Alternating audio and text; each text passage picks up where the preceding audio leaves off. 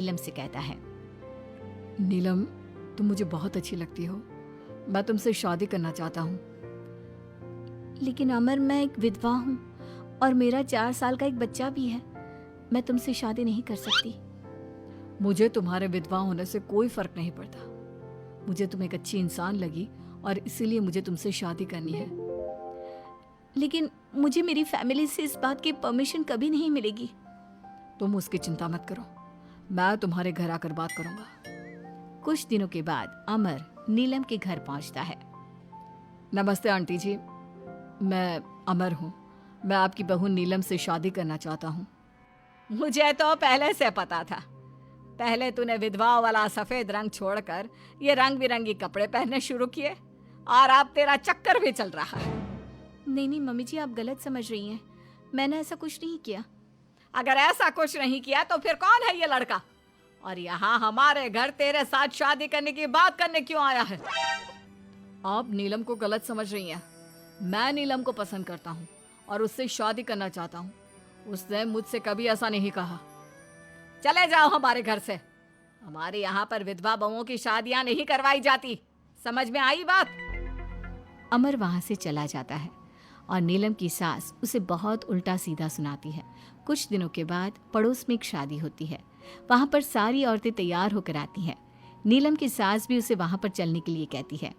नीलम सफेद रंग के कपड़े पहनकर अपनी सास के साथ वहां पर जाती है, क्योंकि ऐसा उसकी सास ने कहा था। पर सारी औरतें काफी सुंदर तैयार होकर आई थी। देखो तो मेरी साड़ी का कलर कितना सुंदर है, तुम्हें पसंद आया? और ये देखो मेरे कंगन, पिछले महीने ही दिलवाए थे मेरे पति ने। कितना अच्छा डिजाइन है ना? अरे तुम्हारी मेहंदी तो दिखाओ, रंग तो बहुत सुंदर आया है। लगता है तुम्हारा पति बहुत प्यार करता है तुमसे। और नहीं तो क्या। और वैसे भी ना, मुझे मेहंदी का ये लाल रंग बहुत पसंद है। अरे जरा उधर तो देखो, ये नीलम वहां पर क्या कर रही है? हम सबके बीच में विधवा का क्या काम? अरे इसका यहाँ होना तो मनहूसियत है। इसकी सास को इतना भी नहीं पता कि इसे यहाँ नहीं लाना चाहिए था। ऐसे सफेद कपड़े पहनकर बैठी हुई है, दूर से पता चल रहा है कि उसका पति मर गया। नीलम की सास ये सारी बातें सुन लेती है और फिर अपनी बहू के उदास चेहरे की तरफ देखती है। नीलम की सास को इस बात का एहसास होता है कि उसने अपनी बहू के साथ अच्छा नहीं किया। घर आने के बाद, नीलम, जरा मेरे पास आना बेटा। क्या हुआ मम्मी जी? मुझसे कोई गलती हुई है क्या? लो बेटा, बहुत सुंदर सुंदर और रंगीन साड़ियाँ हैं, ये सब तुम्हारे लिए। और सुनो, वो जो लड़का उस दिन घर आया था ना, क्या नाम था उसका? अमर। उसे कहना कि वो मुझसे आकर मिले। लेकिन अचानक क्या हुआ मम्मी जी? सब ठीक तो है ना? आप ये कपड़े मुझे क्यों दे रही हैं? और अमर से क्या काम है? बेटा, मेरे बेटे की मौत के बाद भी तुम मेरा इतना ख्याल रखती हो, नौकरी करती हो, पैसे कमाती हो। आज जब उस शादी में मैंने दूसरे लोगों की बातें सुनी, तब मुझे इस बात का एहसास हुआ कि विधवा होने के बाद भी तुम्हें जीने का अधिकार है। मम्मी जी, मैं कुछ समझी नहीं।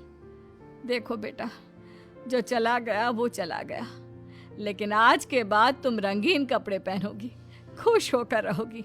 और हाँ, मैं खुद तुम्हारी शादी अमर के साथ करवाऊंगी। लेकिन मम्मी जी, आप ये सब क्यों कर रही हैं? मैं तो आपके कहने पर सफेद कपड़े पहनकर शादी में गई थी। वही तो बेटा, मुझे अच्छा नहीं लगा। और ऐसा तो किसी किताब में नहीं लिखा कि विधवा होने के बाद एक लड़की को सिर्फ सफेद कपड़े पहनने चाहिए। अगर तुम ससुराल में रहकर अपनी जिम्मेदारी उठा सकती हो, तो फिर अपनी जिंदगी में सारी खुशियों पर भी तुम्हारा अधिकार है। नाचने वाली से शादी। दिनेश एक बार अपने दोस्त अमर की शादी में उसके गांव गया। दिनेश और उसके दोस्त शादी में जमकर मजे कर रहे थे। अमर की शादी में एक नाचने वाली लड़की भी आई थी, जिसका नाम था अमृता। उसका नाच देखकर वो लड़की दिनेश को बहुत पसंद आ जाती है। जब वो लड़की शादी में डांस करके वहां से जाने लगती है, तो दिनेश उसके पास जाता है। देखो, तुम मुझे बहुत पसंद हो। तुम बहुत अच्छा डांस करती हो।